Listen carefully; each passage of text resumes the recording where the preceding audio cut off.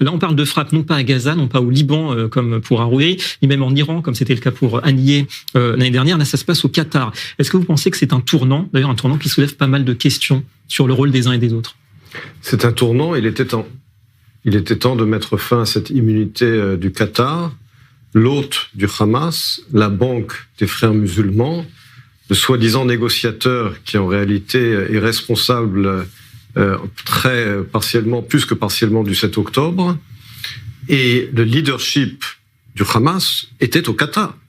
Donc pourquoi cette immunité? Parce que c'est un pays riche, parce que c'est un pays qui achète les hommes politiques à travers le monde. Oui, en gros, c'était ça. Il était temps de soulever cette immunité. Nous sommes en guerre. Israël et le monde libre sont en guerre avec le Qatar. Le Qatar est, comme je l'ai dit, la banque de l'islamisme des frères musulmans. Il y avait ce rapport en France sur l'entrisme des frères musulmans. C'est le Qatar qui est derrière tout cela. Donc le Qatar est un pays ennemi.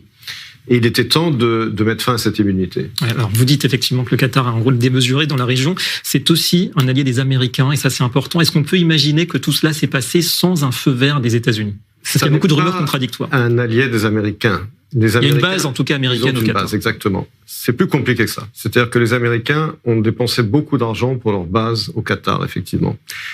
Ce qui explique pourquoi les Américains font très attention dans leur relation avec le Qatar. Mais cela n'empêche pas le fait que le Qatar, comme je l'ai dit, finance cette propagande anti-américaine contre les États-Unis dans les universités américaines.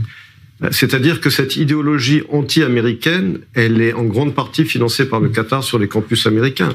Donc le Qatar tient les États-Unis partiellement à cause de cette base militaire, mais ils ne sont pas un allié des États-Unis.